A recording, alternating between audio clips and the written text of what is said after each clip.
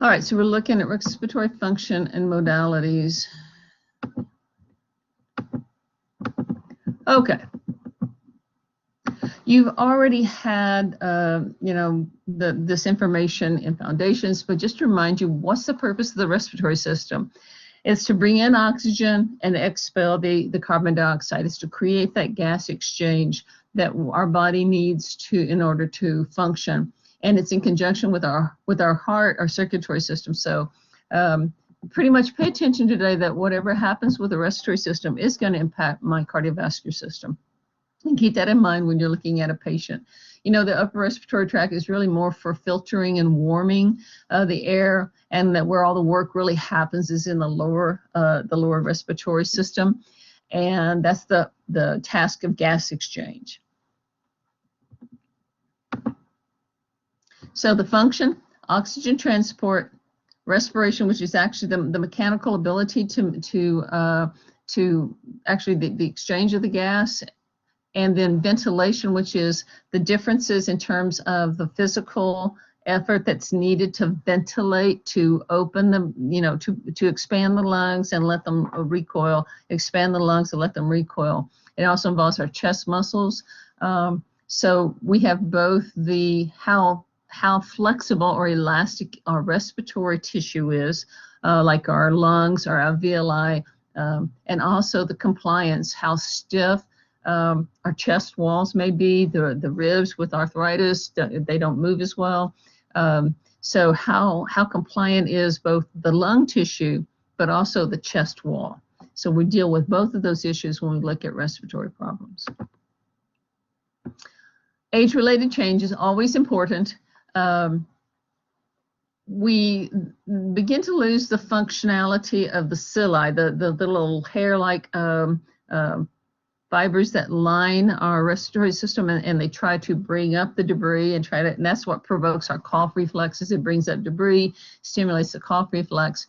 As we lose cilia as we age, obviously we're going to lose our cough reflex. The gag reflex diminishes somewhat, and we have less functional area of our lungs as well. So we have decreased protection against foreign particles, and therefore more prone to aspiration in the elderly. The lungs also begin to decrease the airway size and its elasticity. Pretty much most of our organs tend to have that issue where we begin to not have as pliable or elastic tissue. In the lungs, the alveoli sac are the big deal because they need to inflate for the oxygen to come up against the capillary bed so that we can get the oxygen in. So, and that membrane that the gases are supposed to diffuse across also tends to thicken. And so that means we have more airway resistance to take and more dead space. There's more part of our lungs that don't function, more air sacs that don't function over time. So increased ability to get that oxygen in when we need it. So when I exert myself as an elderly person, I'm going to have decreased exercise capacity. I'm going to get tired faster. I'm going to fatigue easier, and I'm going to need to rest more often. I mentioned that the chest walls, that the ribs and the cartilage can actually calcify, part of the aging process, the arthritic process, and muscles weaken, especially if we become more sedentary. The muscles weaken, they atrophy, therefore my chest wall just doesn't expand as well as it should. It takes more effort to breathe. So decrease in the cough gag reflex, which means increased risk aspiration. Our lungs both have decrease in space and also functionality, and also the chest wall is involved, and all of those create exercise intolerance over time. Fatigue more easily. Remember, the alveoli is where all the action is, with the gas exchange at the alveolar capillary membranes. The type of cells here, this is just kind of to let you know that there's more things going on than just the gas exchange. There's the epithelial cells, which is the lining of them, which can have inflammation, secrete mucus, surfactant production, which is a product that our lungs produce that help our air sacs from sticking together. And then macrophages, the ability, it has its own cells that can eat bacteria if we breathe them in.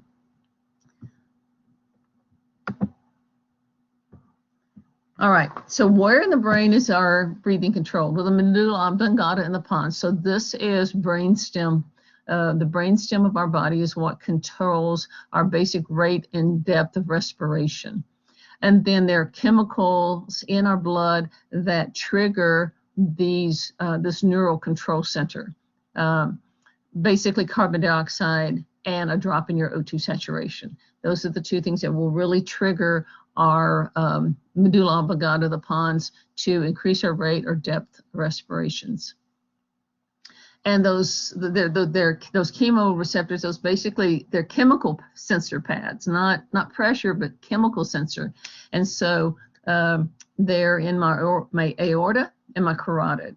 And especially they're really sensitive to my O2 oxygenation, and this is my arterial saturation, not the blood gas. I mean, this is the blood gas one from the arterial blood.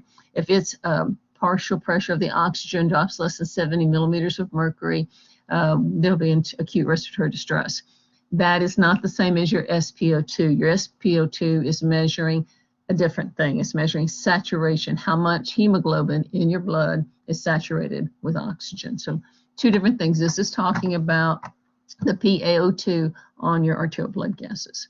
And obviously my pH will also affect my respiratory center, because our blood doesn't, our body does not function well if we become acidotic or alkalotic. It has to stay in that really tight, narrow range. We will talk a little bit about basic blood gases today. Fourth semester teaches you all of the ins and outs of reading it, but we just want to teach you enough to understand why, if they say this condition has metabolic alkalosis or respiratory acidosis, you could understand what that means. So what happens when we breathe? Well, when we inspire air or inhalation, our diaphragm contracts, and with that contraction, the diaphragm pulls down, and that makes more space, and then that's why the air, the changes of pressure, and the air will come in. Then it's a passive thing. Basically, when we exhale, the diaphragm relaxes, and the diaphragm moves up. So it's doing this, you know, it was down here, now it's kind of doing this to the lungs, gives them and then so we exhale passively. Normally, we inhale about 1/3 of the time and exhale 2/3 of the time.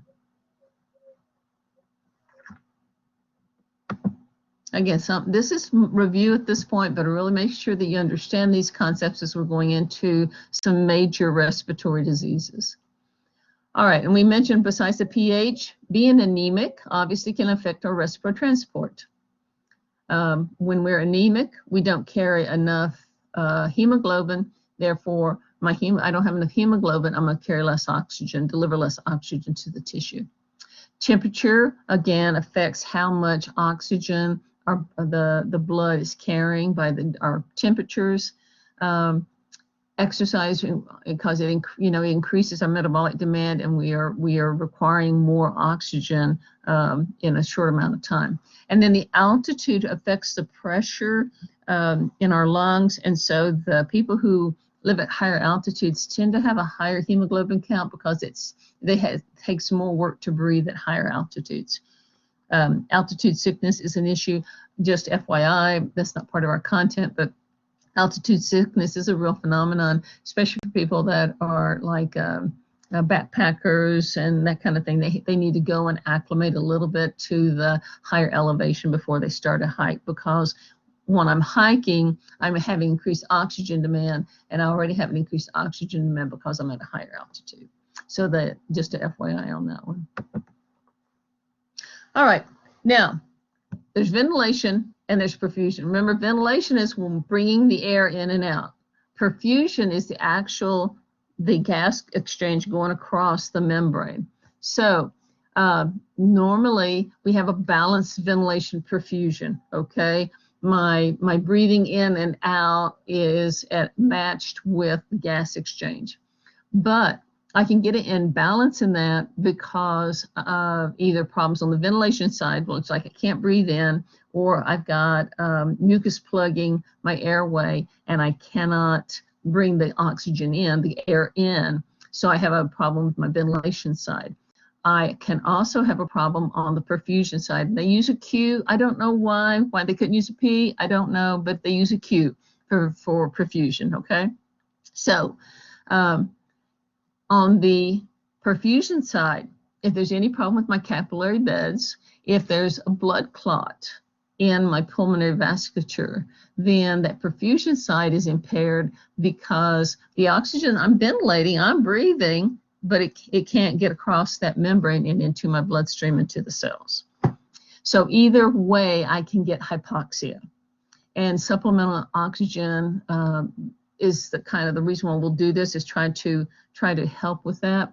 But things that can affect my ventilation perfusion ratio are things like I said, a pulmonary embolus, mucus plugging.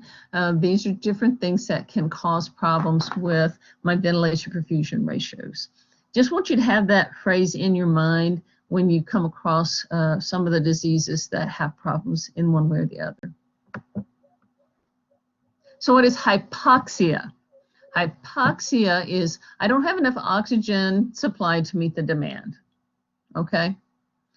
Hypoxemia, it means I've got a decreased oxygen level in my blood. So I could normally have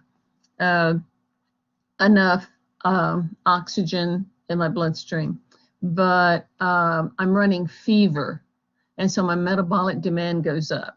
Well, my lungs are still functioning properly and they're still providing the oxygen, but now I have, because of the higher metabolism, my tissue is hypoxic. That is different from there's a problem where I'm not carrying enough oxygen in my bloodstream, and that causes problems with respiratory insufficiency. I'm not breathing enough oxygen into my bloodstream to take care of the problem. And because of that, it's systemic. So that's hypoxemia. Just kind of a slightly technical differences, but I can be hypoxic, and that's corrected pretty easily.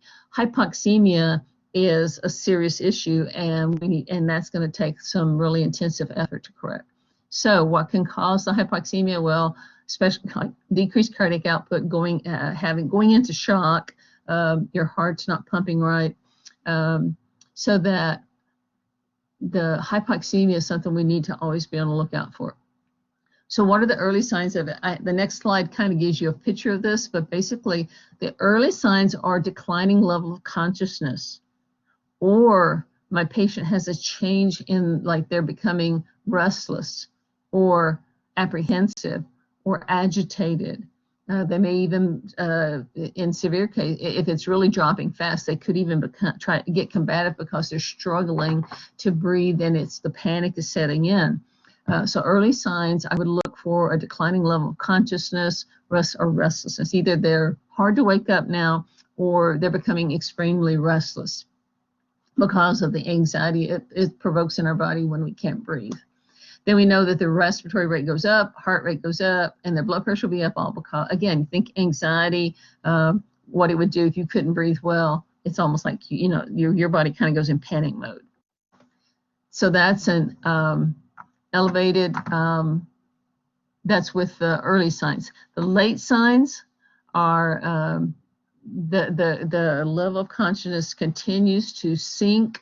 They become I can't even say it. Bradypnea. They have slow respiratory rate. Their heart rate's going to fall. Their blood pressure is going to fall. This is when they're severely hypoxemic. Okay, and their skin will become cyanotic and their mucous membranes will go pale. So if I wait until I see my patients slow breathing or they're becoming cyanotic, they're already in acute distress. They're already in a bad way. So I want to pay attention and have heightened suspicion when my patient's level of consciousness declines and my vital signs all shoot up. I need to go investigate what's going on. I'm going to hold your questions till the end because right now I'm recording this and I want to use the questions at the end after I stop the recording. Thank you. Just to kind of give you an easy way to remember, you know, an early rat is late to bed. So the early symptoms of the restlessness, anxiety, the tachycardia, tachypnea. The later signs of it are the bradycardia, the extreme restlessness, and dyspnea. You may want to file away the pediatric one for future reference for next semester. All right. Want to talk a little bit about oxygen toxicity. It's been this one of the sacred cows in nursing forever is you can't put more than 2 liters of oxygen on somebody because you'll kill them. Okay. Well, people with COPD can be at risk for hypoxemia and hypercapnia. In other words, a low oxygen and a high CO2. Okay. And we'll talk about how that mechanism happens. But the oxygen toxicity can happen to anyone who's on really high flow oxygen for too long a time, especially when it's more than their body can utilize. But who we really are going to worry about, that there's a small group of people within chronic obstructive pulmonary disease, within COPD, there's a subset, a small group of them who have trouble when they get oxygen. It can basically tell their brain that they need to breathe slower when it's in fact the opposite. So what does oxygen toxicity look like? They'll start getting chest pain. They get numbness and tingling, again, restless, fatigue, and they can get into respiratory distress from the oxygen toxicity. There is a hypoxic drive, like we are, you know, our body is fueled on the fact that our O2 drops, then it triggers telling our body it needs to breathe more. But if we get too much oxygen, then it tells our body that we don't need to breathe so much. But this phenomenon of oxygen toxicity is really, they say it's really more only about 10% of our stimulus to breathe. So if somebody has COPD and they are short of breath, they're dyspneic, they're struggling to breathe, they still need supplemental oxygen therapy. It's just we have to be very careful on the type of oxygen devices we use and how much flow we give them. Okay, so it's important to monitor respiratory rate and oxygen saturation. Now I'm going to tell you, in my readings, it says that for COPDers, it's really acceptable for them to be between 88 and 92 with an SpO2, their oxygen saturation between 88 and 92. What happens is once they get their O2 saturations get above 92, 93, that is when the smaller subset of people can have their respiratory drive depressed. Okay, so you will encounter nurses who will not put oxygen on anybody above 2 liters per minute. But if my patient is in distress and he's a COPDer for short periods of time, I may have to give him a higher flow of oxygen. Now, I'm going to be consulting the provider, but there's, like I said, it's kind of one of these, I don't know, you know, thou shalt not in nursing. It's just you can't put more than 2 liters on. And understand we do honor that, but it is not a hard and fast rule. If somebody is hypoxemic, hypoxic, they're struggling to breathe, they need oxygen help. With your COPDers, you just have to be very careful to monitor the respiratory rate, that it's not decreasing, and that their O2 saturations aren't climbing above 92, 93, okay? But the symptoms are real, that they'll start getting substernal chest pain, paresthesias, restless or fatigue, and then a decreasing respiratory rate. You need to watch it, okay? All right. The assessment things you should know. All of these things you should be aware of that I ask, you know, ask them, do you have any problem with shortness of breath? Any problems of shortness of breath on exertion? You know, are you able to do your normal activities of daily living? Or are you having to stop now because of fatigue or difficulty breathing? Sputum production, chest pain, wheezing, or coughing up blood.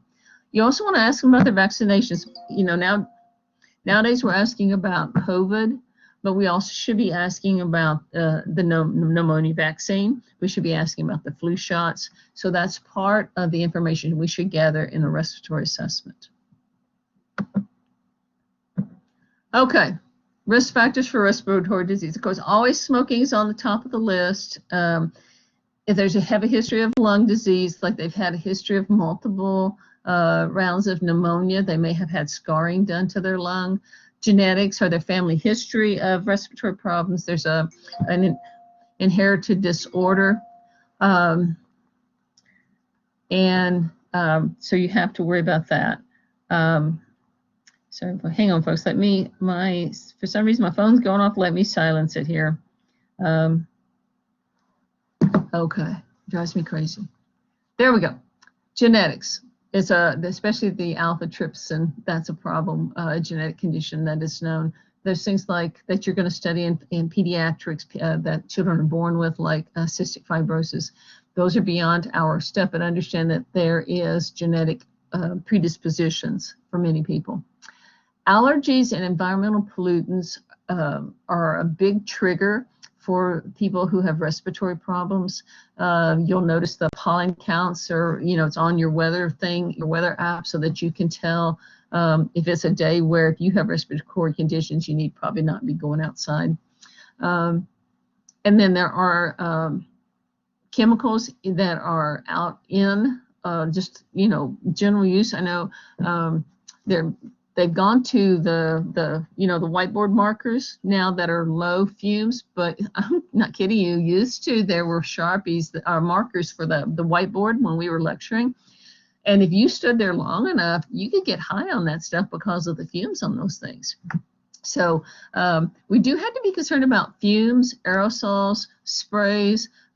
Right now, people are very concerned about the COVID germs on all the surfaces, but they're spraying stuff in the air that are aerosols and that trigger people with asthma and COPD. Vitamin D is important for our lung functioning, so sometimes people with vitamin D deficiency can suffer. If it happened as a child, they could have developed rickets, which will kind of affect you. It kind of keeps your ribs, your bones from growing well. Well, your ribs don't either, and so they have a tight chest wall that doesn't expand well. Obesity increases the amount of blood vessels that are needed, the amount of perfusion that is needed, the oxygen demand that is needed, the metabolic demand is increased, so it puts a strain on the lungs. And I have seen youngish people in ICU on ventilators because they have morbid obesity, and it is impairing their ability to have adequate gas exchange to perfuse their tissue. So that is something to be of note about. And this FYI, giving too much Tylenol to children in the first 2 years of life. You'll talk more about that in pediatrics, but just it was an FYI as well. Okay, vital signs, pulse ox, a thing called arterial blood gases, and that is a test where they actually stick a needle into an artery, and usually your radial artery. And it's a heparinized syringe. They pull off the blood from the artery to find how well you're oxygenating, and it literally is stored on ice and transported and run rapidly because the oxygen will break down quickly once it's out of the body. And if you're looking for these symptoms, to auscultate the lungs. Mental status means changing my mental status means I need to be on the lookout, be careful. All right. General appearance, you may see that barrel chest, you may see the clubbing of fingers, and I'll show you pictures of those. You may notice that they have a deviated septum, they've got nasal issues. Well, if I can't breathe in well, that might become a mouth breather. So you kind of notice how they're breathing. And then, we can inspect the chest to see, is it rising equally? Are they retracting? The big thing noticing really with inspection, are they using their neck muscles as well to breathe? Do I see the skin sucking in between the ribs, retractions, intercostal retractions? Do I see one side of the chest rising but not the other? I can pay attention to these things. And I should be wider this way, from side to side, like this diameter should be wider than this diameter. when I see their chests are out like this, they're wide out here and here, and they're as wide this way as they are this way, that's what we call a barrel chest, and I'll show you a picture of that.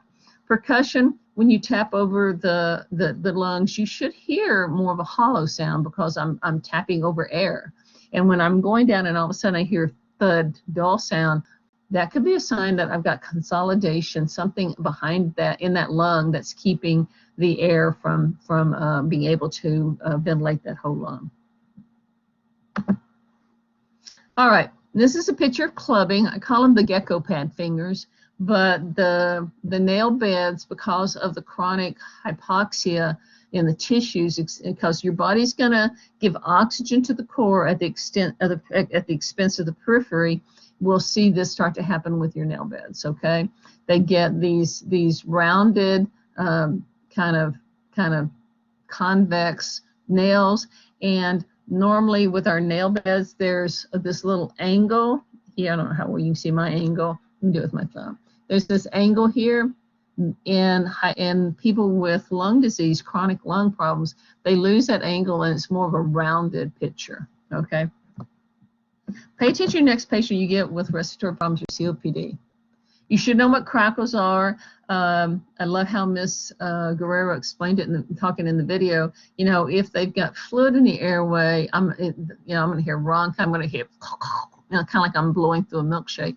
If they've got problems with their alveoli, like there's fluid in there, or they're sticking together, I'm going to hear more of those crackly sounds. Okay, wheezes. They're musical. You know, usually you hear them on expiration. You hear them on inspiration, you get more concerned because that means that I'm having trouble, that there's bronchospasms or airway problems with getting the air in, because anytime I have a narrow opening, air pushing through it is going to make more noise. And a friction rub. Sometimes when you listen, you can hear almost this harsh rubbing sound, kind of a only not that loud, but it's the lung sacs are inflamed, and instead of having this fluid between them that lets them slide easily over each other, they're sticking and they're rubbing, and that you're literally hearing the sound of those rubbing. And this is somebody who may have pleurisy, may have inflammation or some problem with the lining sacs around the lungs. Okay, so when you hear a friction rub, and you'll hear it, it hurts when they breathe in. They say it hurts when they breathe in, then you want to listen for a friction rub. All of these are diagnostic tests you should be aware of. X-rays you should know. CTs and MRIs help us to look for masses. Your pulse oximetry, you know, bronchoscopy we'll talk about. Remember, every fluid that we have from our body, we can do a sputum culture, a culture and sensitivity, a CNS. And that's it, remember, so it's checking two things when we do a culture and sensitivity. We're looking, one, do we have bacteria? Two, what antibiotics or anti-infectives or microbials or antifungals are they sensitive to? So I know the appropriate drug we give them. And a culture and sensitivity is going to take, you're going to get preliminary results in 24 hours, but you're not going to get the final results to about 72 hours. So you need to be tracking those. AFB and fungi. AFB stands for acid fast bacillus. Let me see if I can type on my top. And fungi. This is a test we do for people that we're concerned they may have tuberculosis. An acid fast bacilli. And that is just a term that describes how the lab test that they use for it, that it takes up this particular acid, and they can see the little bacilli on the microscope, or they can find fungus. Either one of these are bad news. Those are hard things to treat, very hard to knock out, take really powerful drugs when you have either TB or a fungal infection. Where I came from, they have a lot of chicken farms where, you know, like Tyson Chicken and chicken farms and all this, where they have eggs and all that. And workers tend to get a fungal infection, coccidiosis, that they can get from working around chicken and chicken manure and that kind of stuff. Arterial blood gases, I've already discussed. Pulmonary function tests, we'll talk a little bit about that when we're talking about asthma, but it's measuring your functional capacity, how much air flow you can actually move in and out. And pulmonary angiogram, anything that has angiogram on it, we know what that is. It just means it's for the pulmonary circulation, an angiogram of the pulmonary circulation. And then thoracentesis is where we stick a needle in between those two sacs I was talking about to try to get a sample or pull out fluid. And we'll go over that with a picture here.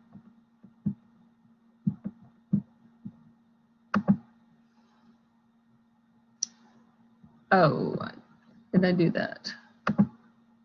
Okay, respiratory blood gases. All right, arterial blood gases. I'm going to give you this little way to look at them, and this is a very simplified version.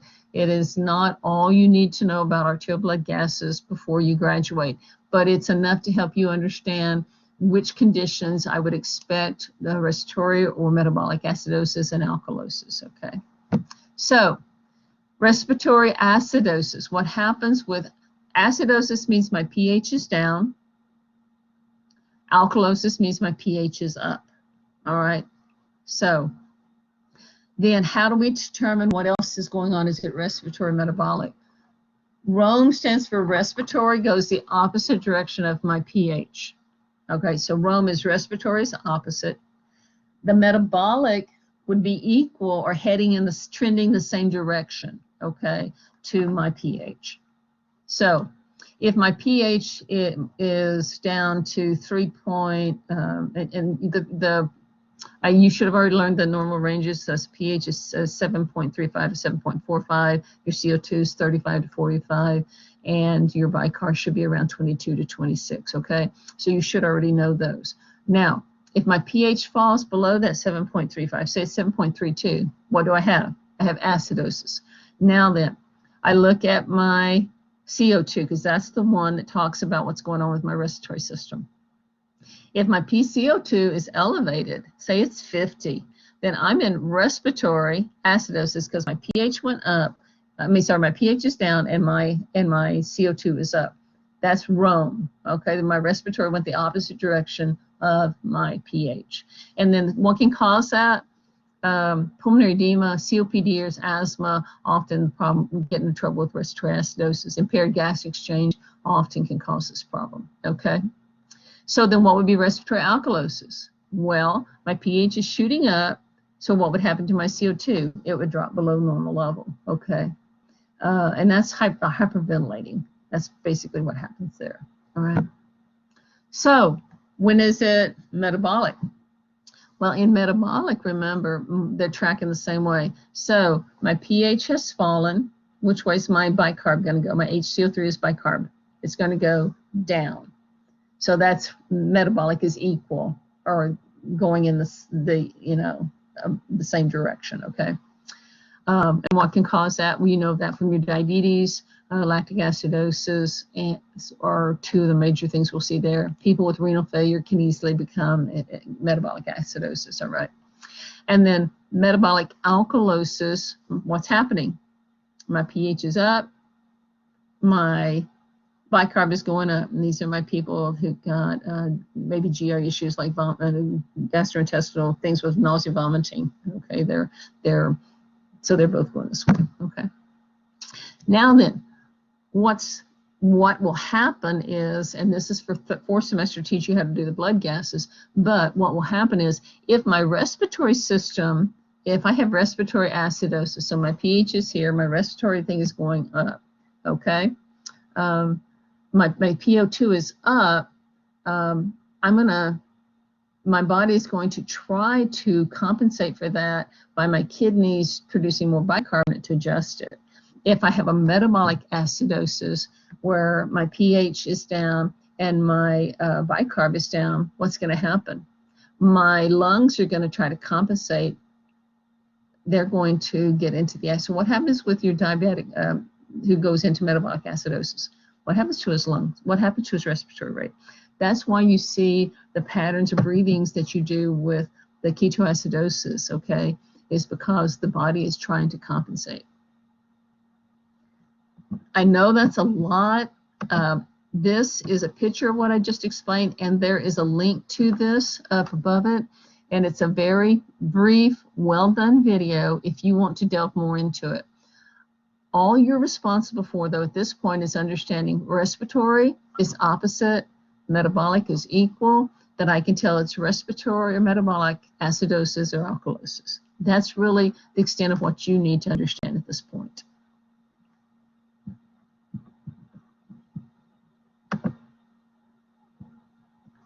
Pulmonary function test. We're looking to see if there's any type of abnormalities. Either they've got restrictive problems, like they've got scarring from childhood infections or something, or they have an obstruction. They've got some sort of tumor that's causing trouble in their airway or in their lung tissue.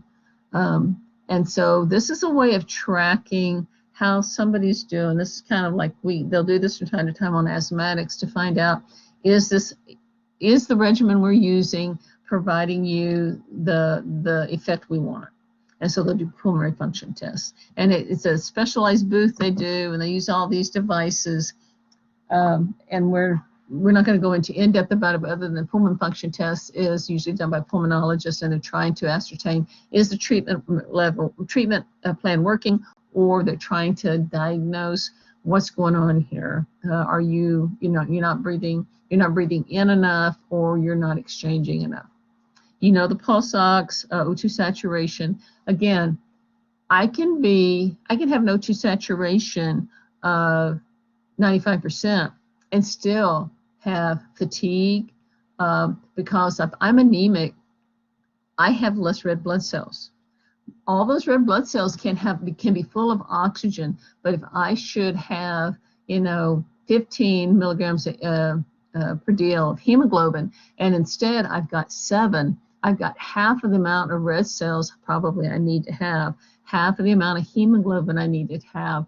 Therefore, I can't carry enough oxygen, and I'm still going to fatigue, and I can still get into respiratory distress. It's just that I may have, my SpO2s may still be hanging in the mid-90s, but I'm already in trouble. Your body has basically a backup mechanism. We carry normally more oxygen than we need. So once you see us dropping, your SpO2 is below 90, and that's kind of why we use that number. Up until our bodies have a backup and kind of have like an overage, about a 15% overage for most people. So when we start seeing that SpO2 dropping below 90, we know that they're beginning to run out of reserve. And anything else happens to them, like they've got infection, then here we go, and they're going to get into trouble. So understand that, that's kind of why we kind of use 90 for the round number. About if it goes below 90, we're getting concerned, because we know that they're beginning to lose their oxygen reserve, and any further stresses, physical, metabolic, are going to cause them to get into respiratory trouble. Pulse oximetry. Sputum, we collect it early morning, usually before they had anything to eat or drink, and we need the sputum from the lungs. And so the thing we're practicing right now with the nasotracheal suctioning, that's for the person who can't cough it up. Usually we want a deep coughed up specimen. Sometimes they may give them some some aerosolized, like some air that's got a humidifier on it, just to humidify their lungs so that they can bring it up. But normally, if a person can cough it up, we want a cough specimen. For tuberculosis, it's usually at least 3 specimens, three early morning specimens, 3 days in a row. If they cannot cough up, that procedure we're practicing right now would be used to get a sputum specimen. Chest X-ray, again, they have you take a deep breath and hold it. Everybody's heard that before. We're looking to see if there's fluid, tumors, foreign bodies in the lungs. If the lungs, if there's arthritis of the ribs that are not allowing them to open. But we can see pneumonia, heart failure. We'll see certain types of patchy infiltrates on the X-ray. You can see usually a tumor kind of is a white out space on the lung. And if we're placing anything in our body, we go and do a chest X-ray as well to see like a chest tube or an endotracheal tube, or even our NG tubes. You know, they'll typically shoot a chest X-ray to see if that tube is down into the esophagus, not into the airway, and that it extends to the depth of the stomach. We talked about that. You know, it involves a dye. So just review this. It's the same thing we know for any other kind of dye with a pulmonary angiogram. The VQ scan is the one I mentioned, that where they'll go in and they can inject a reagent and watch and see what happens to your circulation and see if there's any defect in the air coming in versus the perfusion of it. All right. One, so you need to kind of pay attention. Students tend to get bronchoscopy mixed up with thoracentesis, so I'm going to do both of these. A bronchoscopy is where it's a scope, bronchoscopy. Anytime I put a scope anywhere, I'm worried about the possibility of swelling that area, because remember, what does our tissue do to an irritant? It has an inflammatory response. So bronchoscopy, they're going down with a big light and on a scope into the lungs and down into your airway, and trying to get to the terminal ends of your bronchioles to see or take a specimen, or to see if there's any kind of can they get a tissue biopsy of something that they suspect is a tumor. They also may use it for foreign bodies, especially with children. They may try to go down and try to get out a foreign body out of their airway. And so what problems would I expect here? Well, if I would be concerned about my airway. I would be concerned about a lot of bleeding. I would expect to see maybe when they cough up, there's mucus tinged with a little bit of blood on it. I would not expect them to be coughing up, you know, a basin full of blood. All right.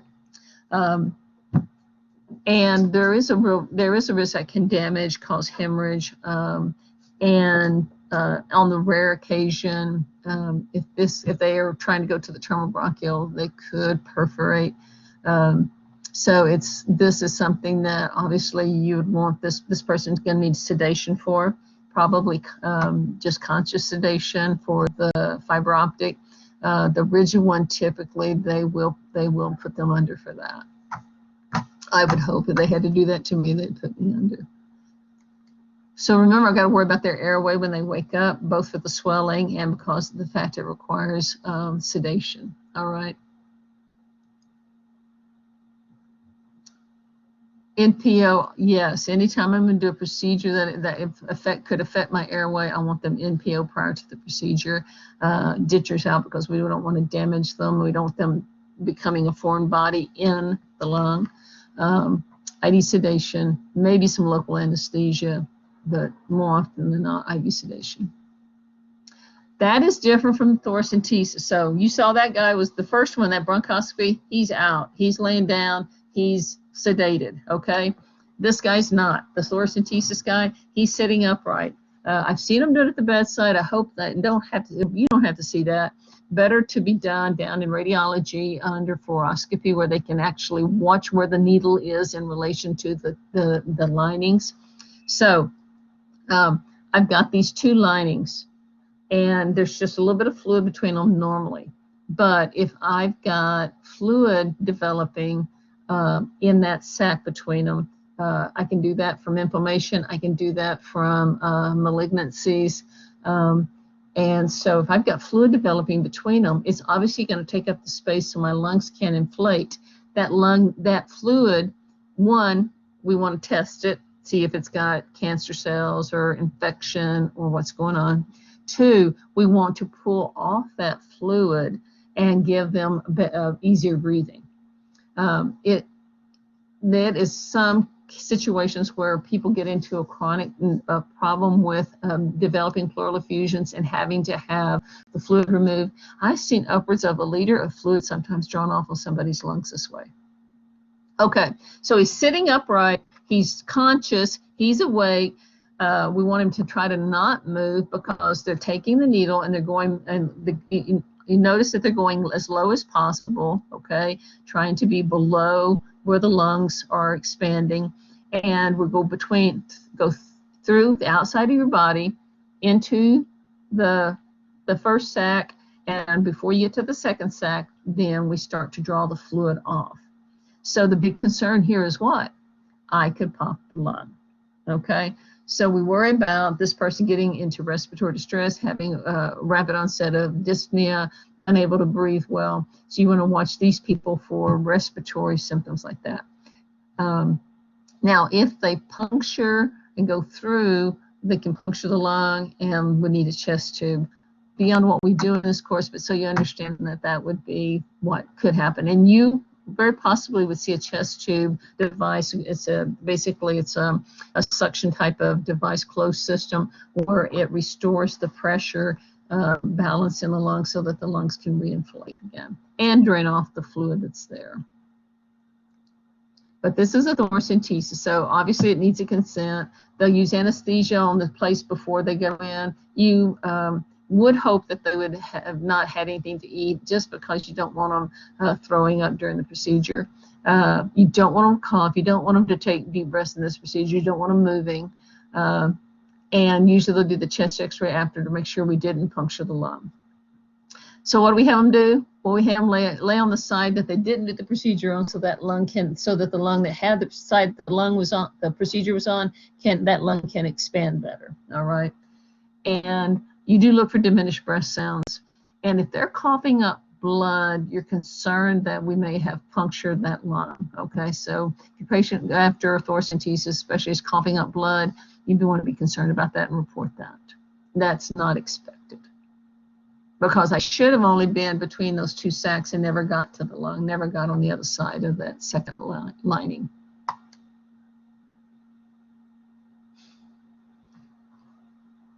Okay, I'm going to stop the recording here because I'm sure there are tons of questions.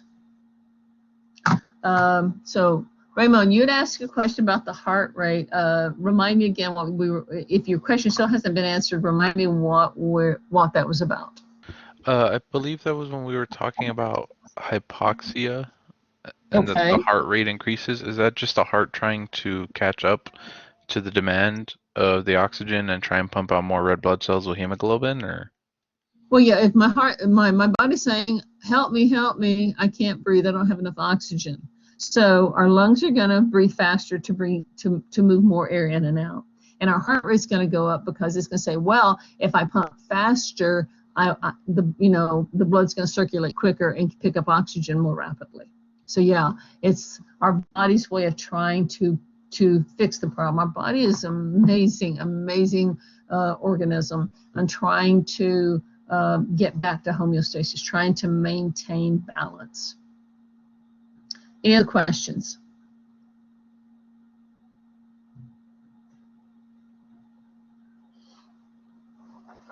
All right, I'm looking. All right, I wanted to go over modalities, but I'm running just a little short. So what I'm going to do is wait till we're close to the end, and hopefully I have picked up enough time that we can go over it. What I wanted to do is just show you some of the devices that we use, like, how to use these and what this device is about. But we'll get back to those because I want to stay on schedule. So we're going to go into some of the probably the more common things that like pneumonia. Pleural effusions, you may not know about that now, but you've heard of people who had they had fluid on their lungs or fluid in their lung sacs. And atelectasis, you're hearing a lot about that now when people don't, especially post-operative. So let's go into those, and then we'll take a break after that.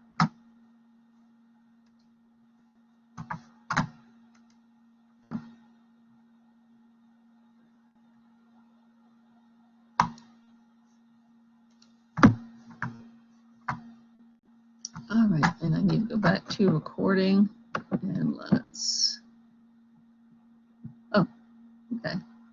It says it is recording. Okay, here we go.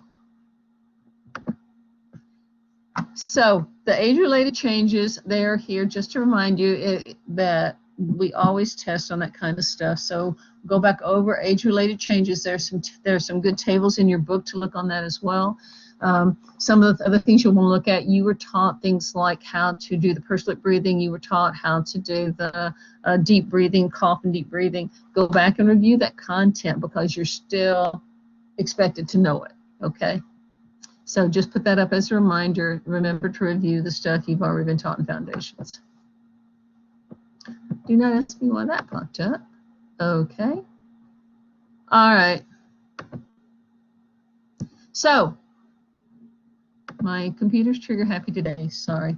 All right, so what are some of the nursing diagnoses we would want to expect to see? Well, obviously ineffective airway clearance. Somebody can't clear their airway, can't get their secretions out. That might be an appropriate diagnosis of the person that we're needing to do the nasotracheal suction on. Impaired gas exchange. That means their problem is at the capillary level in the alveoli. They can't get the oxygen in or the carbon dioxide out, one of the two or both. Ineffective respiratory function. Carbonito really pushes this one. I'm not as used to it, but it's basically saying that your entire respiratory system is affected by things that affect your breathing, like surgery, and you're just not breathing in deeply. So they're using things like that. And then obviously the risk for aspiration. Now the risk for aspiration sometimes doesn't give me too much to go on, but it maybe I need to go back and look at, is it impaired swallow? If they have impaired swallow, they're at risk for aspiration, okay? So you may be dealing with their impaired swallow, but you need to think, and part of what I'm trying to prevent in my nursing actions is trying to prevent aspiration, because we can get all kinds of, we can suck all kinds of stuff into our lungs. It's really easier than you think, especially as we age. Some of the also-rans, if you're dealing with a person who's got a chronic lung condition, activity intolerance is huge. You can't breathe when you exert yourself. You become more short of breath. Activity intolerance is a real problem. And activity intolerance usually involves either change of your vital signs or a drop in your SpO2. All right. They can get into fluid volume deficits because if I am having trouble breathing, I don't tend to eat or drink as much. So you want to encourage hydration if it's not contraindicated. Imbalanced nutrition. If I can't breathe and I'm having trouble drinking, I'm sure not going to be eating very much, because it makes them feel like they're suffocating, especially if they have a full stomach. So they're probably better off having small, frequent meals or mini meals throughout the day, as opposed to 3 big meals, because they need the nutrition. They need good protein. They need good vitamins, but they need carbs, good complex carbs for the energy, but they may need them in almost like the diabetic, where they're getting these small, frequent, smaller meals spaced throughout the day. With some of these conditions, you make sure that they understand what's going on. These individuals, especially with the chronic lung conditions, are going to have frequent visits to the hospital. And that's another issue which your book really didn't bring up, but another issue is the powerlessness of a chronic illness is especially a big deal for people who have chronic lung conditions, because it changes everything about how they do life. So keep those in mind for nursing diagnoses. And the complications we're worried about, obviously infections, sepsis, respiratory failure. We're going to talk about atelectasis and pleural effusions here in a moment. I did want to tell you, I'm going to just put this thing in the chat and ask you to go back and look at it later, but there's a new tool being, encouraged to monitor if somebody is a higher risk for sepsis. And we especially think in terms of people who are having pneumonia. But the QSOFA is looking at whether or not their blood pressure, systolic blood pressure, goes 100 or below. Especially if it had been normal or high, if their respiratory goes above 22, and if they have an altered mental status. And this score, particular thing, actually talks about if the Glasgow Coma Scale falls below And I'd have to look if it's 14 or 13 that they use, but I think it's 14. But if your Glasgow Coma Scale falls on a person who's normally has been functioning appropriately and now is confused, those 3 things should make you, even as a nursing student, go, hey, should we be looking to see if this person has an inflammatory process or an infectious process that could be putting them at high risk for sepsis, okay? So just an FYI, QSOFA, it's not in our syllabus yet, but you're going to see this a lot, and I would recommend you pay attention to that. On clinical, you should be asking that about any of your patients. Their blood pressure falls, their respiratory rate goes up, and their level of confusion comes in, or their mental status deteriorates. You need to think this person could be high risk for sepsis. And that's, yeah, you may not have the answer test question on it, but you can save a life. How's that for a trade-off, okay? Okay, these are all the things that you should already know about humidification, about coughing techniques, about chest physiotherapy, incentive spirometry. You know, you're expected to know how to use this device. If I get a chance, I'll review that with you. Nutrition, hydration, big deal. So this is what should be in my nursing orders, and this is the plan of care you should be implementing for your patient with a respiratory problem. They need activity intolerance, means that they need me to cluster my care. I don't need to go in there every 30 minutes and do something to them. If I'm going to give medication and do a dressing change, I'm going to do it now and let them rest for an hour. Not do this, go back in 30 minutes and turn them over or make them sit up again and do that. I'm going to cluster my care and allow periods of rest. Okay, that's a big thing for the nurse on activity intolerance. So pay attention to that. Again, turn, cough, deep breathe every 2 hours while you're in bed. This is what I tell my patients. I say, hello, you're not able to get out of bed right now. Here's what we want you to do. Here's how you're going to help us help you not get sicker. We want to prevent pneumonia. So you're going to cough and deep breathe every 2 hours. You're going to pump your arms, you're going to move your legs, and you're going to bend your ankles so that you stir up your circulation so you don't get blood clots. And then we're going to remind you, we're going to change your position every 2 hours so that your skin doesn't break down and you don't get a bed sore. That's what I tell my patients, okay? But turn, cough, and deep breathe is part of that. The turning also helps so that the pool, if I'm getting fluid pooling in my lungs, or if I'm getting atelectasis, when I turn to the other side, that lungs that I've been laying on is going to expand better. So that turn, cough, and deep breathe are crucial for people who are on bed rest, who have anybody who's on bed rest should have turn, cough, and deep breathing. Just should. Early progressive mobilization, get them up and get them walking if there's no contraindications. And use it with the incentive spirometry. Helps them to keep their lungs inflated. Most post-op patients get it. Pretty much anybody who's got any kind of pneumonia, atelectasis, or pleural effusion should have one. And then be really careful in the use of opioids and sedatives on somebody who's got a respiratory condition. And this is just kind of giving you some of, reminding you the tests that we'll see, but we've already gone over those. But this is talking about general management. All right, what conditions do we worry about? Atelectasis, that means my alveoli are either, at least, I call them sticking together. They can't just, they're like little balloons. They've inflated and then they kind of stick together, and they've got a little bit of mucus in there that they're not coughing up. And so it keeps sex from wanting to open so well. So it can be just minimal, and we just need to cough and deep breathe. When you listen to them and I hear that crackly, I tell them take a deep breath and cough. I listen again, it's clear. All right, they've just got some atelectasis from positional atelectasis from being in bed. They can't clear it, then I have to start worrying about fluid buildup in their lungs, and I would really pay attention to them, okay?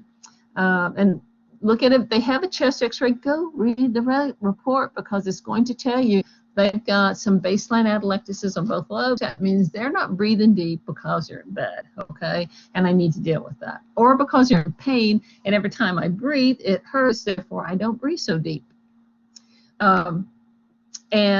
Atelectasis can be acute or chronic problem, but regardless of the reason for it, we need to make sure that they're ventilating and using, these people need the incentive spirometer, and they need turn, cough, and deep breathe for atelectasis, okay? You may notice that they first start to get just a, maybe kind of a dry cough, trying to clear, their body's trying to clear what's down there. May actually develop sputum production. Respiratory rate will pick up a little bit. Maybe heart rate picks up a little bit. They maybe start getting a little restless. Hello, you need to be paying attention. These people are going to get in trouble. All right. So keep that in mind. Have your radar up. Prevent it by teaching them turn, cough, deep breathe, use of spirometry. Okay, tracheal bronchitis. Sorry. My mouse isn't working, so I'm having to do the finger pad, and it's just really sensitive. Tracheal bronchitis. They got inflammation of the trachea and the bronchioles. Okay. Get an upper respiratory infection. Maybe it was a viral. You had a viral head cold or something. But what did my mucous membranes do? They get inflamed. They produce mucus. They are swollen. So then that mucus then comes down from my nose and stuff, drains down into my airway, gets into my trachea, drains down into my bronchial tree, and that stuff can become, this is mucopurulent. It's yucky. It's, that yellowy, greenish type of sputum. And so then they need, we're going to need to treat them as if they have an infection, because we need to keep that mucus from becoming pneumonia. Okay, so tracheal bronchitis is mean that the trachea, they're all inflamed and swollen from all of the upper respiratory stuff and all the drainage, but they're producing, my trachea and my bronchial linings are producing mucus as well. And so then I got to get that stuff up. Coughing is the best thing for it. I get them, cough and deep breathe. But they start off with kind of, like I said, just kind of a dry hacking cough. Chest may hurt. They may even get fevers and chills and just don't feel good, is what you'll often hear. And it often happens after like a upper respiratory infection, and we can deal with it. Antibiotics usually, if they can cough up something, we'll try to get a culture, but often they'll just go ahead and put them on antibiotics if the X-ray is showing inflammation of the trachea and bronchial area. Okay. Severe cases of this, intubation, I've never seen that happen, but that doesn't mean it can't. It's just that typically they will get symptomatic and show up at a clinic or their provider long before they get in that situation. But they want to always raise respiratory, increase your fluid, thin my secretions, and I breathe out moisture. If I'm coughing, breathing harder, I breathe out more moisture. I can get dehydrated just from, not drinking in adequately, and I'm coughing out my moisture. I know I do like a 3-hour lecture like this, or all afternoon lab, I'll get dehydrated because I'm talking so much and I'm putting out a lot more of my moisture. But when I do that, and I get dehydrated. So these are just, common sense ways of treating this particular condition. And this just kind of gives you it's usually treated at home. And I captured this from the book. And really, what they really need is humidification. All right, that's what really helps them, so that their airways are able to be moist enough mucous membranes to cough up the congestion, the sputum. All right, pneumonia. We know pneumonia. We know that it is an infection that's inside my lung tissue, and it is a dangerous thing to have. If your patient's hospitalized with pneumonia, you need to ask yourself, why? What else is going on? Either their extreme age, or they have diabetes, or they have an impaired immune system, maybe they're autoimmune disorders or something like that. But they're admitted with pneumonia, you need to pay attention, because that means that there's something else going on. So what about pneumonia do we want to know about? Okay. We can inhale an organism, or what we already have in our body.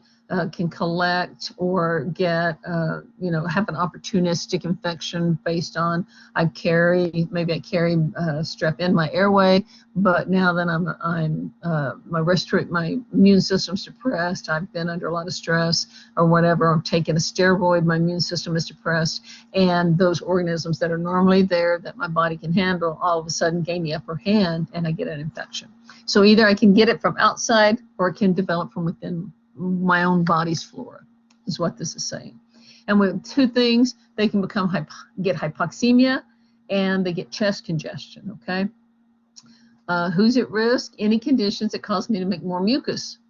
If I'm immunocompromised, my smoker, the person who has immobility, a depressed cough or gag, anybody who's an NG tube or on a ventilator, these people are all at risk for pneumonia. What do we do about it? Some of the other problems, supine positioning. If I've had previous antibiotic therapy, I may have knocked out my good bacteria, and so then the bad bugs can take over, okay? Alcoholism, both because it depresses her cough reflex, and it also, if they drink enough to become unconscious, they can get aspiration pneumonia. So alcohol is kind of a double whammy. Obviously, anybody who's been sedated has issues with their airway. The advanced age. Nowadays, we've learned to ask people about travel, but if they've been to an area where there's been an outbreak of something, or if they have been traveling, they may have been exposed to organisms that their body's not used to encountering, and they could have it. And your nursing home residents always have a high index of suspicion that they may have a pneumonia when they're admitted to the hospital. All right, so what do we see? We see pain, we see fever, we see chills, we see a cough, sometimes a cough with sputum, and they cough often. It sounds painful to listen to them. We need an x-ray to diagnose it. And it'll tell us what lobe the pneumonia is in. They may have it in more than one lobe, or they may just have it in a single lobe. But the treatment, hydration, oxygen, coughing, deep breathing, put them on antibiotics. We would give them probably an intensive spirometer, and then we need to think prevention. Before they leave the hospital, we're going to make sure that they've been offered a flu and pneumonia shot if they're not up to date. So the medications, there's this huge table in your book. I don't mean that you need to go and memorize it, but I want you to look at it just when you do go back and review the content. How many different types of bacteria there are that can cause pneumonia, and how many different types of antibiotics may be needed to treat it. Okay, it's not a one-size-fits-all when you have pneumonia. And if it's what we used to call walking pneumonia, we now call community-acquired pneumonia, CAP. If it is community-acquired, they may not do a culture sensitivity. They'll just treat them empirically. They'll treat them with the antibiotics that are most likely to treat the most likely causes of community-acquired pneumonia. So we know that certain bugs are more likely to cause a pneumonia. Somebody who's lives at home and is just going about their normal living and gets pneumonia, versus the person who is in and out of the healthcare system. They have chronic illnesses, or they've been hospitalized. We know hospitalized acquired pneumonias are different bugs. So the antibiotics may be different, and sometimes they need a combination of antibiotics. Gerontological changes, 65 or older, especially, you can have that as, like I said, you got pneumonia. You were just doing your thing. You encountered some organism. You breathed it in, like we've seen with COVID, but you can breathe in all kinds of things. Legionella is one that you probably don't think of, but that's often people who travel and stay in hotels sometimes can get something like that. But in the elderly, it could be a secondary thing. They had a sinus infection and then they got pneumonia, or they had a UTI, they weren't drinking so well and they didn't feel good, and they come down with the pneumonia as well. Or they've been hospitalized for another problem, and their body is just debilitated, and they're more likely to get it. In your elderly also, they don't have the big symptoms like, terrible coughing and high fevers. They may just have, mom's just not quite herself. She's quit eating the last couple of days, or, mom's getting a bit confused. Those may be the only symptoms you get in an elderly person with pneumonia. All right. And here's where I put the Q-SOFA thing to show you about it. And again, I'm just saying you want to be high alert on any of your patients, not just pneumonia patients, but any patient with this change into the blood pressure drops, the respiratory rate goes up, and their mental status goes down. Different types, again, I put this up because you'll hear them talk about it. The treatment is really going to be the same: the appropriate antibiotic, the hydration, the humidification, getting them to cough that stuff up, and symptomatic relief for either the fever and the pain. And it can be by bacteria, it can be fungus, it can be viral, the pneumonia. So again, they have to kind of pay attention to our WBCs with the differential. Community acquired, they had it either before they had it in the community, or pay attention when your patient is admitted. Be very astute on whether or not your patient might have symptoms of pneumonia. After 48 hours, we detect pneumonia, it's considered hospital acquired. But if that patient came in with it, then we probably need different antibiotics to treat it than if they developed it after they've been in the hospital 48 hours. And I'm just listing the organisms here. I'm not saying you have to learn these, but you should understand that community acquired has its own bugs and its own antibiotics, probably different from the ones that are healthcare associated or hospital acquired. Okay. Your person who gets dialysis frequently, they're more likely, just because they're being more in and out exposed. I think that the mask have probably helped in a certain extent about that, but still, the people who have to contact the healthcare system frequently are in places where there may be bugs, and some of these bugs can hang around and are aggressive. Other microorganisms are very fragile. Okay, but it's just worth knowing if they're in and out of a hospital for like wound care, they're coming in for rehab, or they're coming in for physical therapy, or whatever, they're doing outpatient things like that, but they're contacting the healthcare system. Most people are higher risk as well.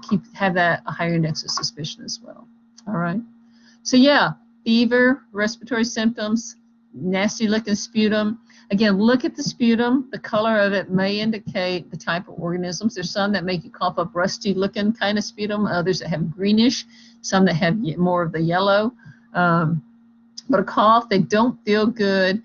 And on their x-ray, they've got a pleural effusion. They may be developing pneumonia. All right.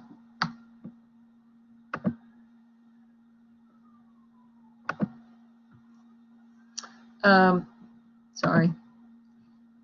This is just more of a kind of an FYI. Again, you'll still see this, but just to understand they also have a ventilator associated. You'll do that in 4th semester. And the pneumonia in the immunocompromised person, you'll see that as well. But just to FYI, those people have a higher incidence of mortality with their pneumonia.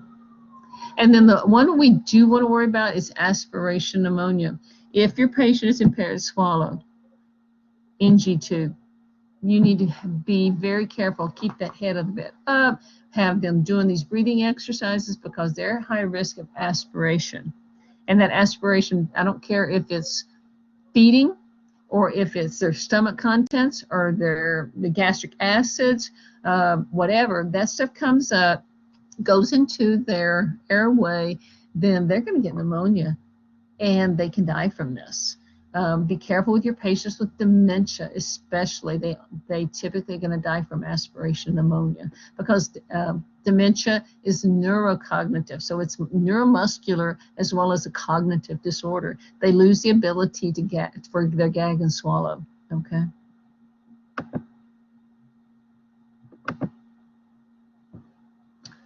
Another list, it's a long list of people who would be at risk for aspiration pneumonia.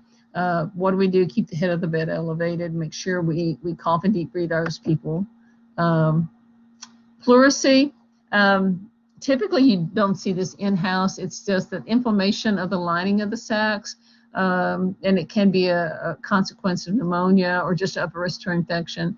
But when they breathe in, sharp pain feels like it's cutting them, usually on one side, and they may x-ray them, but usually they just treat this with analgesics or in non-steroidal anti-inflammatories.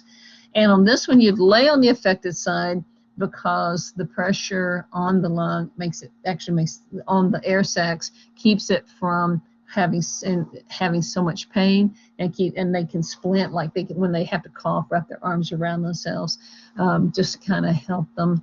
But pleurisy is typically self-limiting, and the inflammation, whatever's caused the inflammation, once that is dealt with, then the pleurisy, the pain goes away. But when you hear them speak of pleurisy, it's really, they've got inflammation of the air, those sacs around the lungs, and they're rubbing against each other. I'm going to hear that friction rub, and I'm going to know that these people are, they need what we call symptomatic care. They need to treat their symptoms.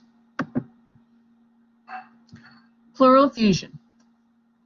We can have atelectasis with just the air sacs are not inflating, but those sacs, like with that pleurisy, if the inflammation continues and they produce fluid, exudate. Remember, every time we have inflammation, we produce liquid, all right? We call it exudate in this situation. So they've got this liquid, and if that liquid is starting to fill up that space in between those two sacs, and you can barely see it on here, because it's just a couple teaspoons of, let's see, I don't want pencil, let me do pointer. Okay, so right here you see there's barely any room at all between those two sacs, but this is the space between these two sacs now is taken up, this triangular shape is taken up with the fluid. Okay, that's a pleural effusion, all right? Pleural effusion means that where my lungs should have been expanding, it's now got fluid between those two linings, and it's taken up space, and my lung doesn't inflate so well. And in many cases, it can be, like I said, it can be infection, inflammatory process, or it could be malignancy, and we want to test these cells and find out which one it is, okay? And heart failure can develop this because of the inflammation of the issues with heart failure trying to correct itself. Infection obviously can do that. Any disease that affects my connective tissues, autoimmune diseases, pulmonary embolus, we may see this because they're not perfusing, and creates inflammation. And so they want to check the fluid, find out what's going on. Sorry, trigger happy here. Okay. So what do you think? When I put my stethoscope there, will I hear lung sounds? No, because I'm over fluid, and I'm going to hear diminished breath sounds right there where the effusion is. If I percuss over that where I normally would hear kind of that hollow air sound, I'm going to hear dull thud because I'm tapping over consolidation or liquid or pus or whatever. And if it's severe, it's taking up more and more of the space. My lungs should be expanding. They can get into respiratory distress. Chest x-ray, and like I said, the biopsy may be thoracentesis is usually what you're going to see happen here. And then they want to check it for both infection and for malignancies. Chest tube may be necessary to continue draining the fluid. Like if they got a lot of it and they keep making it, they may put a chest tube in and let that area kind of heal out before they pull it. So expect a thoracentesis, possibility of a chest tube, and pain management because it hurts. All right, we're going to stop here. Let me stop the recording. All right, we are right on schedule. Any questions before we break? And I was looking to do about if a 10-minute break would do, y'all. But I would like to see if first any questions on this class content, on those conditions with the pleural effusion, the atelectasis, the acute tracheal bronchitis, I think I already said pleural effusion. atelectasis, aspiration, and other pneumonias.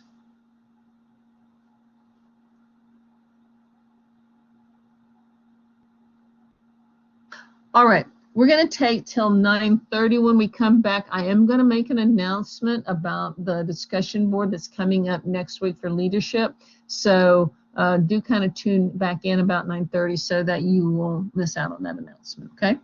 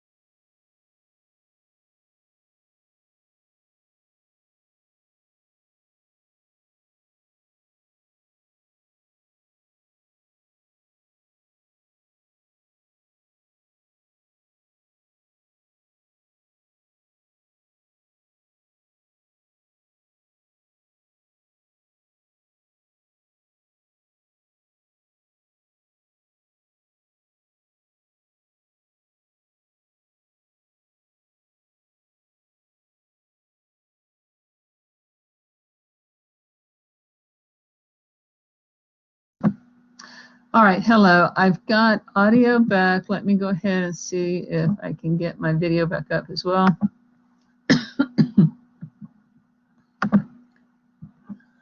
Okay. Sorry about that. I totally had to reboot, and then I had to log in 3 different places and close some things, and so here I am back. All right. So we're in the middle of the lower respiratory system. We're moving on into now the diseases that can really be the big problems, like asthma, chronic obstructive pulmonary disease in terms of both emphysema, bronchitis, and then, of course, the bad guy tuberculosis as well. Okay, here we are. All right, so we're up to asthma. Asthma, let me start the recording. Asthma is a reactive airway disease. It is considered a reversible obstructive pulmonary diseases. Sometimes you'll see it listed along with the chronic obstructive pulmonary diseases, but those are generally considered non-reversible, whereas asthma is reversible because its main problem is bronchospasm. My airways react or basically overreact to a trigger, and it causes bronchospasm of my bronchial tubes, and that narrows my airway, restricts the airflow in there, and that's why we get the characteristic wheezing with asthma. Okay, hang on. One more time.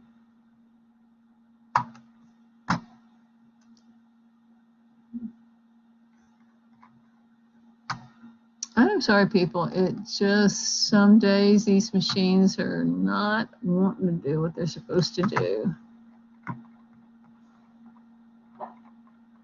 All right, so with asthma. I'm sorry, Ms. Huff. Did you give us the announcement? No, I did not. Thank you for reminding me, Raymond. I had already was so frustrated with trying to get this lecture and not be late with that.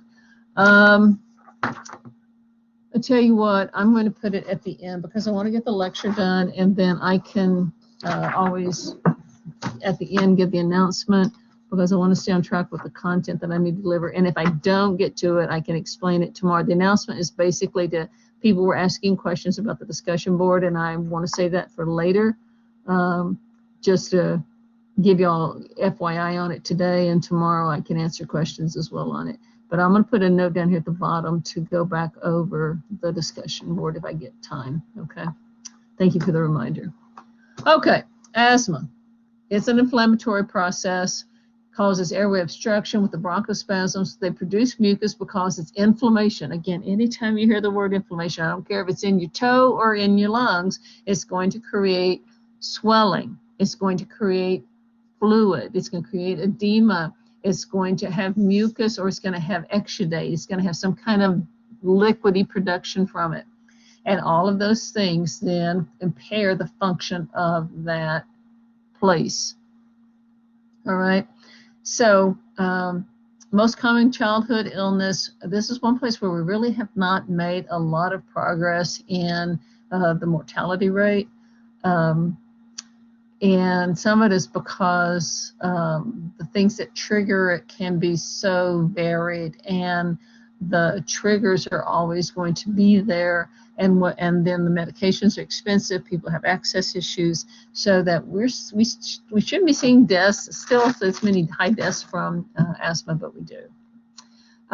What can trigger it? People out here with the wind blows and you got the dust. Here, the mulberry trees are highly allergenic, especially those the non-bearing mulberries that bear these little fuzzy things. They have a really strong allergenic component to them. Strong odors, fumes, exercise. Some people, their asthma is they get exercise-induced asthma. It's triggered when they exercise. My son is one of those. You can have certain medications for some people triggered, and obviously an infection can cause the inflammation and the all of that stuff to kick in. And we've also discovered that gastroesophageal reflux, GERD, it can, basically we discovered people who we thought just as adults, adult onset asthma, kind of find out their reflux is so bad that the gastric acid is spilling over down into their airway. Well, what does that create? Inflammation. Inflammation then triggers the airways to spasm to try to deal with it. And then we produce the mucus, and there they go. So that some people who we found that if we treat them for gastroesophageal reflux, that their asthma symptoms and their need for an inhaler decrease.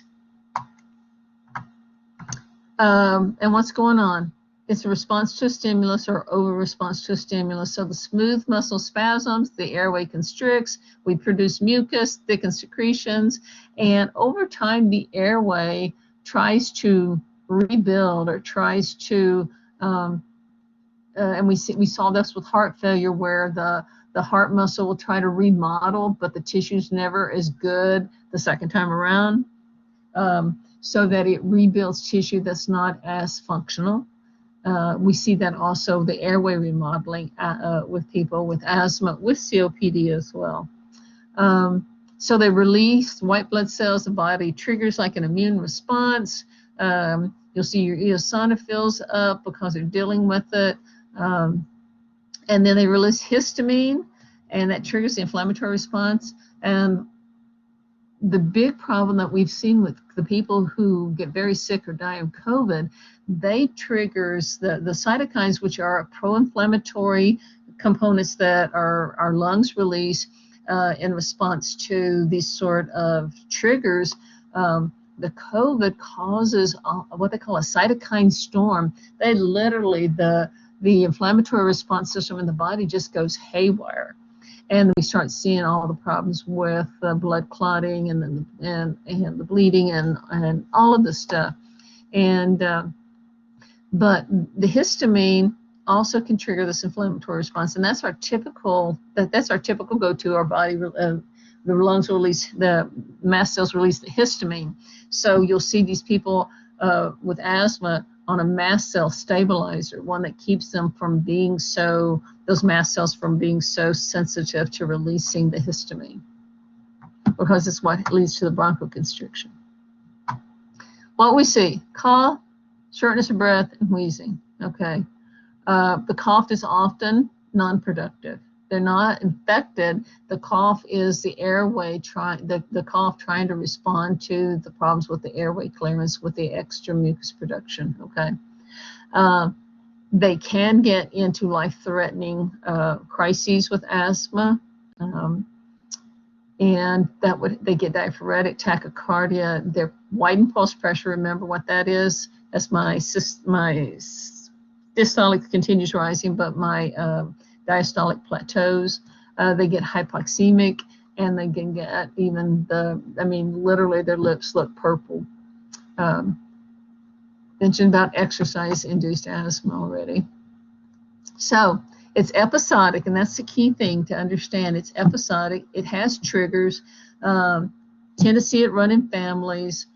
And then I mentioned other comorbidities also. Questions that are good to ask is trying to find out how are they at their baseline, or are they not able to function as well as they had in the past. Acute episodes, they may check them for sputum culture.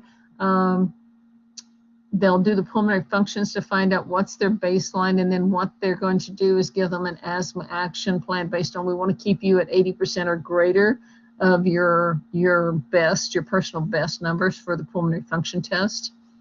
And I'll show you that little device here at the end as well. Oh, I'll have to bring my peak flow meter back. I may end up doing the devices tomorrow in the retain if we run out of time. All right, so they need to know what their triggers are. And there's all kinds of things. And they need to know their action asthma plan. I know that mine needs to stay, I have 80% of 400 milliliters per minute. I have to stay above, I have to stay within 80% of that. So I have little range set on my peak flow meter. And then when I blow on it, it needs to be above the yellow line, okay? As long as that's fine, I just maintain my scheduled medication, and that's all I do. When it falls below that, between 80 and 60%, then they're going to kick in with some rescue medication. And then if it falls below 60%, obviously that's an emergency situation and I need to seek medical care. Occupational asthma, we've talked about all the different things. The big complication that we need to understand is status asthmaticus. That's a fancy name to mean we can't break the asthma attack. All right, status asthmaticus. Because that is why people die still from asthma, is that they go in status asthmaticus and we can't break it. All right. So yeah, we deal with their activities of daily living. We try to prevent flare-ups, exacerbations.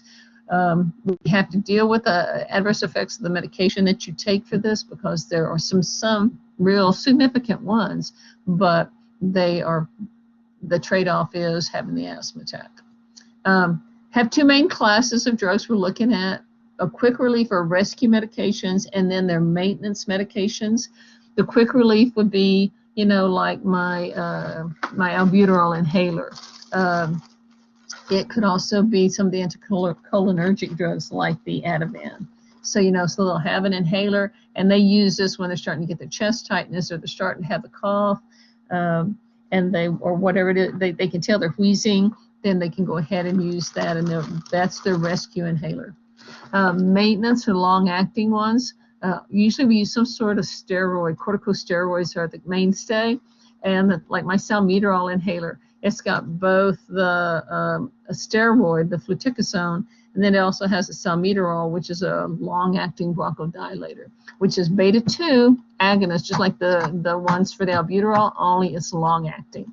So we have a short-acting and long-acting beta agonist, beta-2s, okay? And that's the difference, is that this inhaler is going to be a rapid-acting, and its effects is over in a matter of maybe 4 hours. Whereas this, it's, twice a day kind of thing, so that it's more of a long-term maintenance, stabilizing type of bronchodilator and anti-inflammatory. The fluticasone is the corticosteroid. This is just an easy way to kind of remember the treatments. It's and it doesn't necessarily reflect any specific order, but it's just kind of a way to remember the management for asthma. For those of you who a word picture helps, you're welcome. And if it doesn't, go, okay, move on.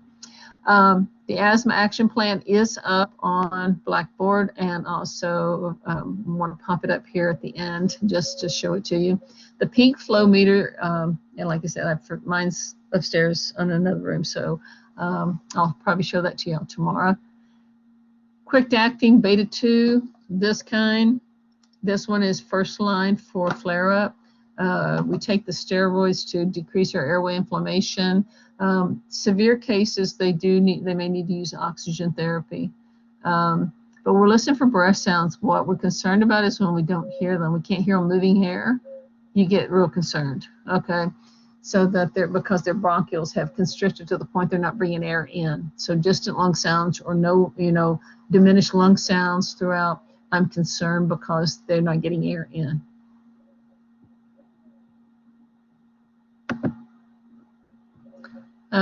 This is the list of medications. The Lucatrine Modifiers. Those are the ones like Montelukast, which is singular. It will stabilize those mast cells so that they hopefully don't get that trigger of the histamine release. So Lucatrine modifiers are medications that try to stabilize our mast cells. So again, that's more of a long-acting maintenance medication, okay? It's trying to prevent us from having that histamine response, that over-response. And the two quick-acting ones are the beta-adrenergic inhalers and the anticholinergics that come in inhalers, okay? And they should, if they travel, if they're going to school, they should have their inhaler with them if they are prone to asthma attacks. Some people, it's just like, when the pollen is out or when the wind is blowing, dust, but other people, their triggers are many. There can be cold air, breathing in cold air, and it triggers them, or they exercise and it triggers them. So they probably should carry those with them. They use devices like spacers. As you see here, she connects her regular inhaler up, and that helps her. It provides the air, the medication is suspended in the air longer so that I can breathe in more slowly, especially for people who have trouble kind of timing it. Really good for children, for elderly, because I need to, it's really kind of coordinated to squeeze in at the same time and breathe in deeply. And the spacer will allow them more time to breathe that medication in without it dissipating in the air. Other thing that we're seeing, and I honestly don't know why the literature is showing this now, but another way of using it besides putting your mouth right on the inhaler, which was the normal way, now then they're having you put it like 2 fingers breath away, angling it towards your mouth, and then just sucking, breathing in while you're doing it with the air, just that little space to kind of diffuse it in the air. It is considered an appropriate technique, so you may see that in some of the new literature. And I'll have you hold your questions to the end since we are still taping, okay? Status asthmaticus, this is the one where they die. It comes in, it locks in, and it doesn't let up. Often little warning about that. An infection can do it. Asthma does have, there is a strong component psychological, because if you've had an attack before and you feel one coming on, you get anxious, and it releases catecholamines and we bronchoconstrict, and it creates a vicious cycle. So that anxiety in and of itself could honestly be considered a trigger. And dehydration can trigger it, especially if they're dehydrated. And some people have, like, hypersensitivity to certain medications, and it can really lock it in. And they get severe bronchospasms and the mucus plugging. The mucus is beginning to obstruct my airway, and that's what gets them into trouble. And they start off in respiratory alkalosis. So what's that? Originally, my pH is up and my CO2 is down. Why is my CO2 down? Because I'm breathing fast. When you breathe fast, you blow off CO2.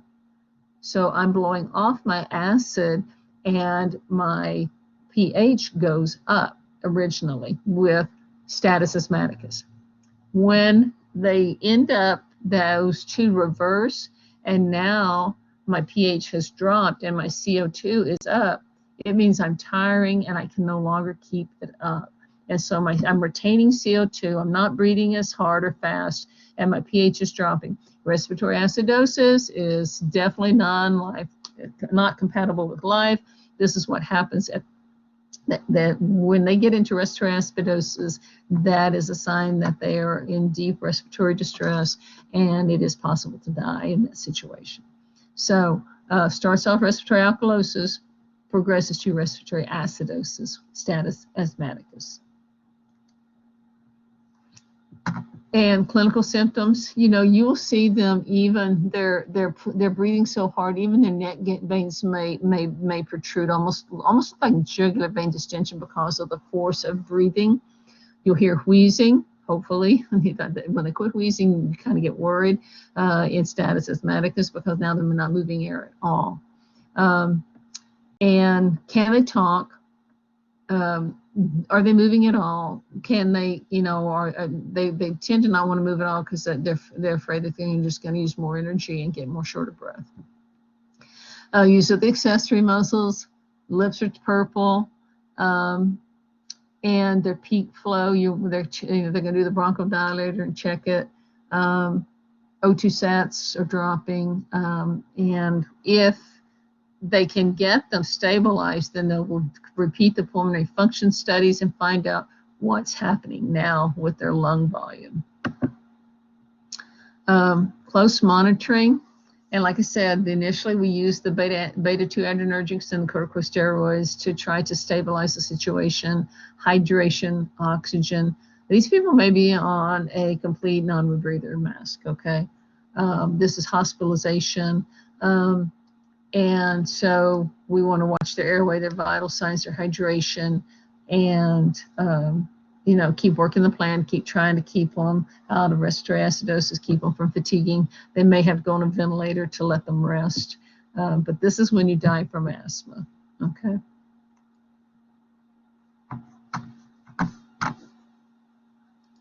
All right, I'm going to stop recording here. There was a question. It was just a question on my personal experience with asthma. Is singular still used as a treatment option nowadays or no? It depends on your provider. Some people have some issues with, especially in children, we've seen some issues with it doesn't cause ADHD, but they have that, they will tend to have that kind of irritability, or they may have, you know, just begin to have issues like that with concentration and focusing. We have seen some children who have trouble with it. Singular is, well, I mean, they still prescribe it for me, is all I can say. So it is one of the mast cell stabilizers that you may see used. Okay, thank you. Any other questions? All right, I'm going to start the recording again. We'll be moving on into,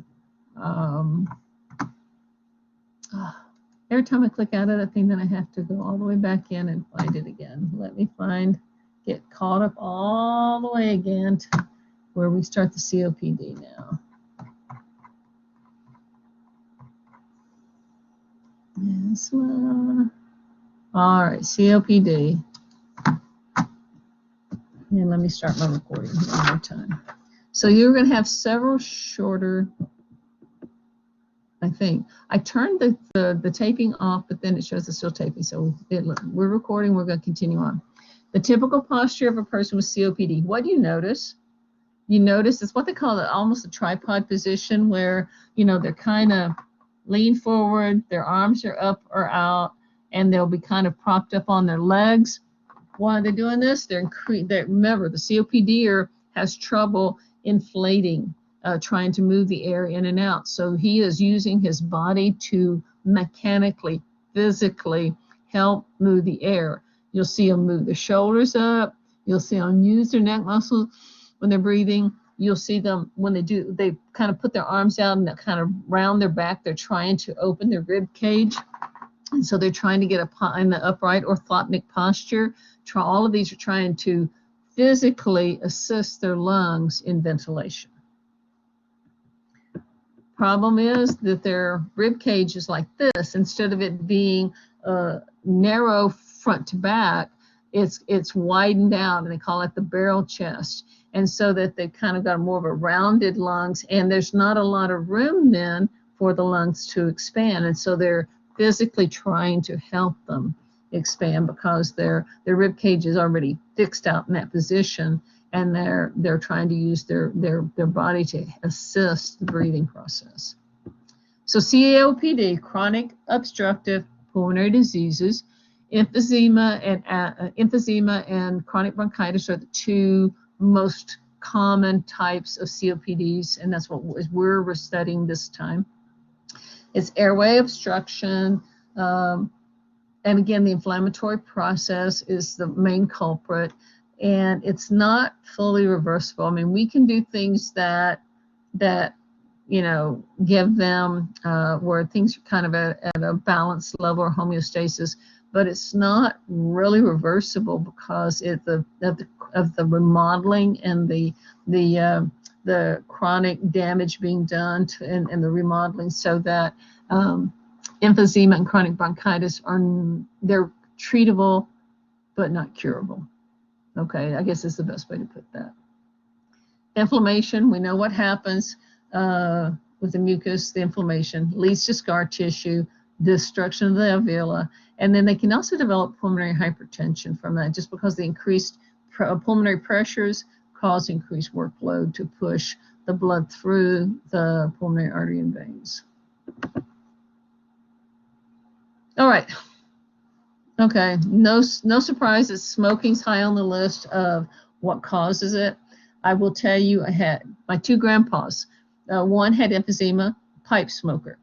The other one never smoked a day in his life, had chronic bronchitis. they both had the barrel chest. They both got the shortness of breath, but my grandpa with emphysema, it was real obvious because you'd see him, he'd walk and you could hear him breathing hard or wheezing. My pawpaw, the one who had the chronic bronchitis, his, I think, was more from damage from working in around coal and in the coal mines and stuff like that. And they think that it was more from that caused the trouble with the scarring of the tissue and all. So, yes, there is, also a genetic component as well. In some families, you will see this, but the main problem most of the time is from the smokers. Chronic cough, sputum, shortness of breath gets worse over time. So again, you're going to worry about weight loss. You're going to expect them to have like little thin arms and legs because of the muscle wasting, because all the energy goes into breathing. You already know these tests. The complications, and it is an interesting phenomenon, but think about it. If I've got increased pulmonary vessels, pulmonary pressures, pulmonary vasculature pressures, we know anytime that happens, we're going to get back up. And so one of the complications of chronic obstructive pulmonary disease is right-sided heart failure. If it's right-sided heart failure, especially related to COPD, they call it cor pulmonale, okay? Cor pulmonale, because it's secondary. The problem with the heart is secondary to the problem with the lungs. Okay. We reduce the risk and we treat the symptoms. Same drugs, bronchodilators, corticosteroids. For these, depending on what's going on, if they have the type of COPD that brings up a lot of mucus, we may be given a mucolytic, something to depress the mucus development, or something for the cough. If they get a chronic cough, it's not a productive cough. They may be on something for coughing. So that it's the bronchodilators and the corticosteroids are the mainstays of the treatment for these both COPD, the emphysema, chronic bronchitis, and also the asthma. In rare cases, they may do surgery, but more likely this is a medical management, trying to dig with lifestyles, using you could develop like an asthma action plan. You can develop it for chronic obstructive pulmonary disease as well. So worry about their airway clearance. We teach them about how to maximize what their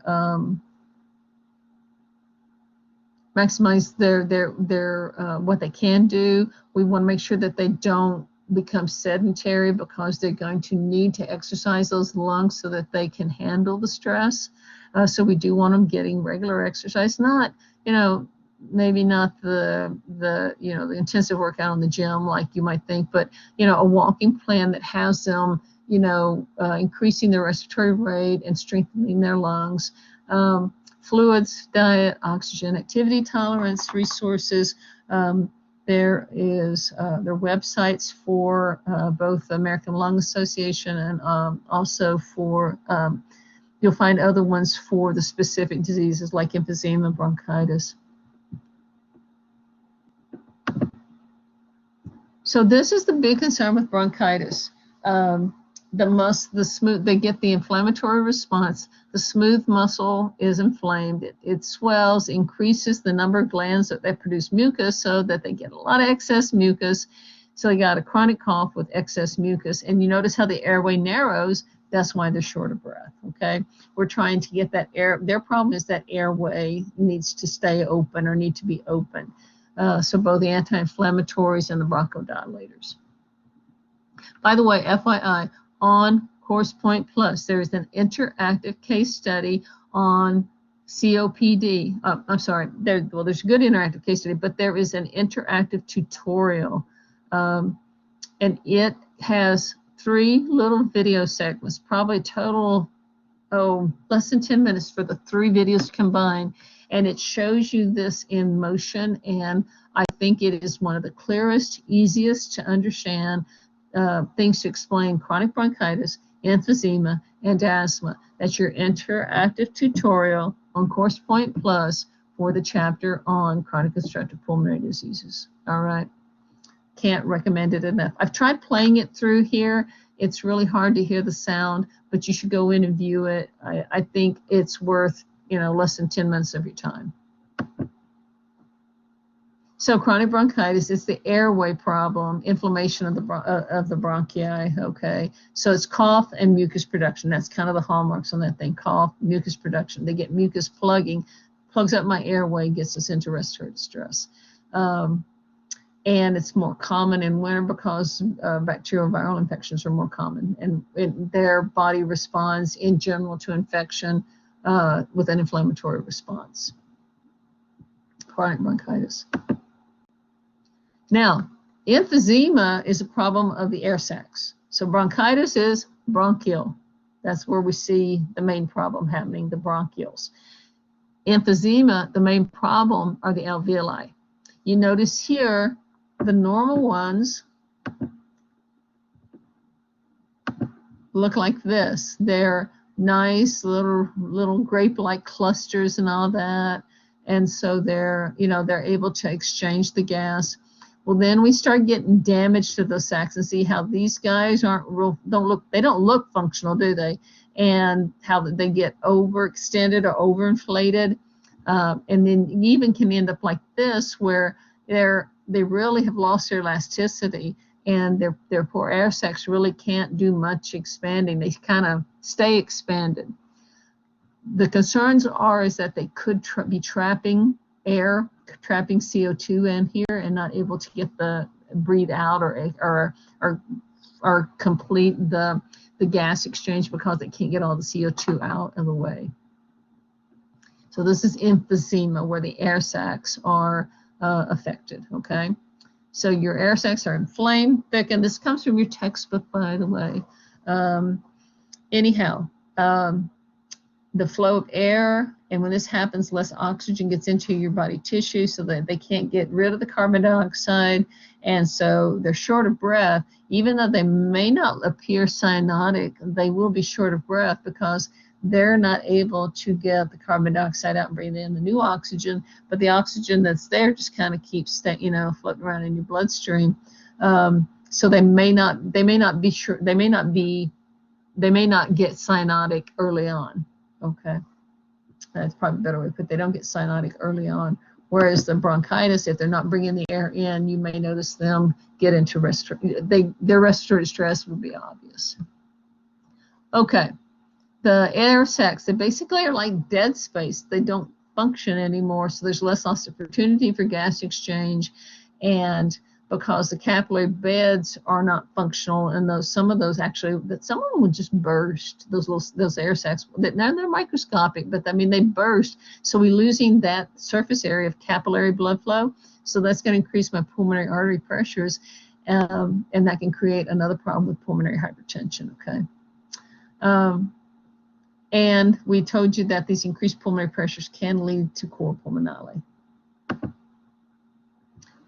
I wanted to give you a little bit of information here on glucocorticoids. They're glucocorticoids, so we know they're steroid, and they have a glucose component to their chemical formation. So so think of gluco means, okay, they can get hyperglycemia. Why? Because they convert glycogen or your protein into glucose, okay? The glucocorticoids can't. So I see muscle wasting with this. I see elevated blood glucoses with this. And again, if I'm affecting my protein, if I'm taking my protein and turning it into fuel, I'm going to have less protein. So that also, so get poor wound healing. Well, glucocorticoids, okay? And then steroids decrease my immune function. So I can be more at risk to infections on the glucocorticoids, but they're one of the best drugs for reducing that inflammatory response in my lungs. And glucocorticoids cause increased number of platelets, so they are also more at risk for blood clots. And the fact that they will typically not move when they're in an exacerbation, when the COPD flares up. People taking glucocorticoids are increased risk of DVT.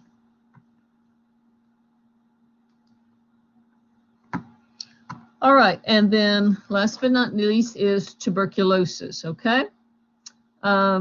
With tuberculosis, there are multiple kinds. When we say tuberculosis, most of y'all think, oh, it's in the lungs. Well, tuberculosis can be anywhere. The mycobacterium can get in the brain tissue. It can get in the liver tissue. It can get in the lung tissue, okay? It doesn't mean it can't be other places. But what we're focusing on is the one that we're most familiar with, and that's the pulmonary tuberculosis. It is airborne. So what does that mean? It means that if I'm in the room with them and they're coughing or they're breathing, they can be, if they have an open cavity in their lung tissue, they can be spilling out the mycobacterium and basically if we breathe it out, it becomes an aerosol. All right. So remember, the large molecules will fall to the ground, and that's the droplets in about 3 feet. The smaller ones will float in the air, and that's still the issue that they're trying to figure out how, like with COVID, how far does it float? Well, TB we know is the same sort of issue. It can float in the air, a smaller particle, and that's why they have the special rooms for the people, the negative pressure rooms for people who have airborne diseases or an airborne infection, okay? They can have a latent phase, or they can be in an active phase of it. Their body sometimes will try to make, basically it tries to encase or put a little package around the infection. It's in your lung, and so it can be there, but they're not manifesting symptoms, then they're not necessarily shedding the virus, but then over time that cavity can open and spill out, and they become active. Who's at risk? Well, obviously anybody's close contact, people who are immunocompromised, people with substance abuse, homeless people, people who don't have adequate access to health care, overcrowded living conditions, because obviously we put ourselves close packed in, we're more likely to spread, okay? And healthcare workers are also on people on the list of people at higher risk for tuberculosis, okay?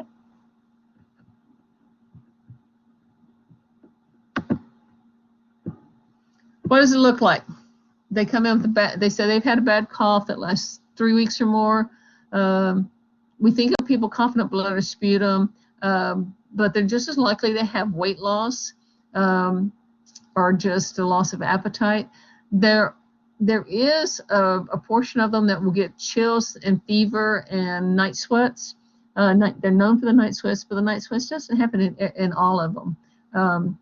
But these are, and they don't have to have all of these symptoms to go, oh, we need to check them for tuberculosis. Somebody says they got a cough and they're coughing up blood, or a really dark, green, nasty sputum. Weight loss, especially with weight loss over the last couple of weeks or months, need to be checked for tuberculosis.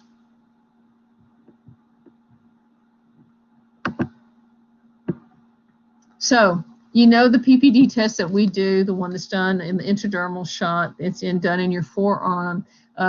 It's basically trying to see if you've been, and that shows just you've been exposed to it enough to have developed some antibodies, okay? It does not mean you have the disease. It means you've been exposed to the disease enough to produce some antibodies, all right? So if that turns positive, you get a chest x-ray. They may end up doing some blood tests or trying to, because it can really help us detect if you've got latent tuberculosis. They can check for other types of antigens that our bodies can measure. So chest x-ray is kind of the first thing. That's kind of the hallmark after the TB skin test turns positive. Once you've had a positive TB skin test, you're likely to always have a positive one. So then typically, instead of getting a skin test every year, you would get the chest x-ray.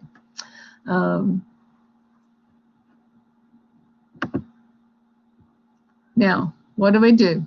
We're going to treat them with tuberculosis agents anywhere from 6 months to a year. Long time to take medicine, right? And we're going to talk here in a bit about the medicines. There are some nasty medicines we have to take for this. They're effective at treating tuberculosis, but they're not without side effects, okay? And imagine how hard it would be to be compliant to take medication for 6 months to a year. I mean, most of us, when we get an antibiotic, we end up, you know, by the 4th or 5th day not taking it on schedule, and some of us don't even finish our prescription. You imagine how it goes if you had to take it for 6 months, 12 months. All right, we are seeing an increased prevalence of drug resistance, so they're typically going to start you on at least 2, depending on your culture reports, maybe 3 or 4 first-line drugs. So we have a drug called isoniazid, that's INH. We have pyrazidamide, we have rifampin, and we have ethambutol. And now sometimes if they can't tolerate one, we may also see them use streptomycin. So I've listed that at the end as well. So initial treatment, we start them on the medication. We've done cultures. We start them on the medication. Typically, they're going to retest them in about 2 months and repeat those culture tests. The culture test for remember A, F, B, and fungi, the acid fast bacillus test and fungi, those tests don't turn around right away. Those things can take a couple of weeks to grow out the organisms and check them for sensitivity. So we're going to take 8 weeks worth, retest them. Depending on that, if it shows that they're no longer shedding the microbacterium, then they may be able to take them down to, cut off some of the drugs and maybe take them down to just 1 or 2 drugs to continue out for the rest of the time. So they may continue them up another 4 months, it may go 7 months, depends. It's not unusual for them to have to take it for a year, okay? So it's long-term therapy. Compliance becomes an issue because you're taking the medication for an awful long time and they have side effects, okay? But if we don't treat this, 1, we can spread it around, and 2, you can get into significant respiratory distress with it. Sorry, my little screen decided to expand when I touched it just then. All right, what I tried to do was list up the drugs that I told you, that the mainline drugs here, and I included streptomycin with this one. So isoniazid, hepatitis, GI symptoms, rifampin can turn all your body fluids reddish, okay? So that's urine, that's sweat, that's tears, saliva, even your sputum. So it can discolor contact lenses. And again, rifampin, hepatitis is an issue, okay? Ethambutol, it can affect your optic nerve, can lead to blindness. So we would want a baseline eye test for somebody who goes on ethambutol. And, by the way, it can cause hepatitis. And so does the pyrazidamide, which is the 4th mainline drugs. It can cause hepatotoxicity, which is kind of like hepatitis, right? Okay, so we know all of these have these problems. Why would we take something this bad? And ototoxicity. Streptomycin can hurt your hearing and your kidneys, but it's not known to cause hepatitis. So that's something good about it. So it's a trade-off on these drugs, but we know that they typically need a cocktail or combination to prevent the problem with the getting drug resistant. And like I said, there are drug-resistant strains out there, and those people have to be watched really carefully to make sure that we've got an adequate treatment for them. So, nursing management. Well, what kind of diet do we need? We need high calorie. Again, all these respiratory things need good carbs, good protein, small frequent meals that conserves your energy. They have activity intolerance as well. In-house, they're going to be put, like I said, in a negative pressure room, which means that it's got a special, it pulls all of the air in the room out through a vent, and it goes to a special filter, and it cleans it out and all that before that air is recirculated, okay? You won't enter into the patient's room in a negative pressure room. You don't walk right into the room. You walk into a side room. We call it an ante room, and it's usually just like a little Almost looks like a medication room. You got a little sink, you got a thing there for your PPE and disposing of your PPE, and maybe and they'll have, you know, if I need things for my patient cups and all that, everything, none of that leaves the room unless it's tossed and bagged up first, okay? So I walk into the ante room, I go through all of the process of putting on all the PPE. I need to remember, I got to cover all my mucous membranes, so I need a mask, I need a face shield, and I don't need a regular mask. I need the HEPA mask, the high efficiency mask, the ones that they've been wearing for COVID as well. So then I've got all my gear on, then I walk into the room to give medication. So again, I'm going to want to think, I need to take care of everything I need to do and try to go in there and do, if I need to do a treatment and I need to give them medication and I need to give them some information, I'm going to take all that with me and take care of it at that time, so I'm not going back and forth in and out of the room so much. All right. If the patient leaves the room while they're on remember they have to, whatever comes out of them is aerosolized, so they need to wear a mask as well. And this is a simple mask. They need to wear a simple mask when they leave the room, so that they don't cough anything out. It just stays on the face mask. Okay.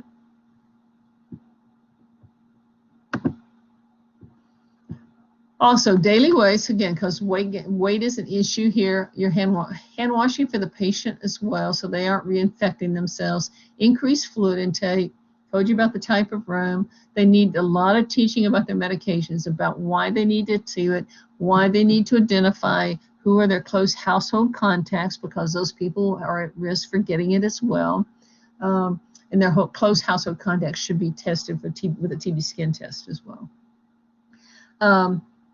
You know, everything that they use gets either flushed or disposed of, you know, inside a plastic bag, biohazard bag that is kept, and then, you know, we handle those, all that is taken out as biohazard. Family, especially if they have close contacts, they may put them on a prophylactic isoniazid, because we know that there is a tendency for close contacts to they can develop the disease, and so sometimes they're put on prophylactic isoniazid.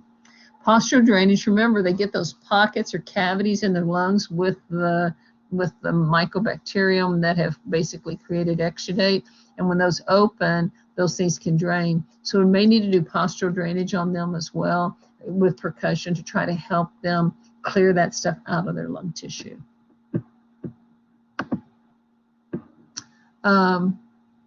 And then just again, airway clearance, adherence to treatment is a big issue. These people, they do contact tracing on these people. Want to make sure, and they, depending on often they get their medication from the health department, and the health department monitors their compliance with the medication, because this is a public health issue. And then obviously prevention. We don't give a vaccination in the United States. Other countries, there are several countries that do have a vaccination for tuberculosis, Mexico being one of them. Traditionally, Mexico has given the BCG, the Bacillus calumate, the other guy's name, BCG. I'm sorry, I just went blank. The vaccine, though, it protects them for about 70% of the known types of common tuberculosis bacterium, subspecies and all.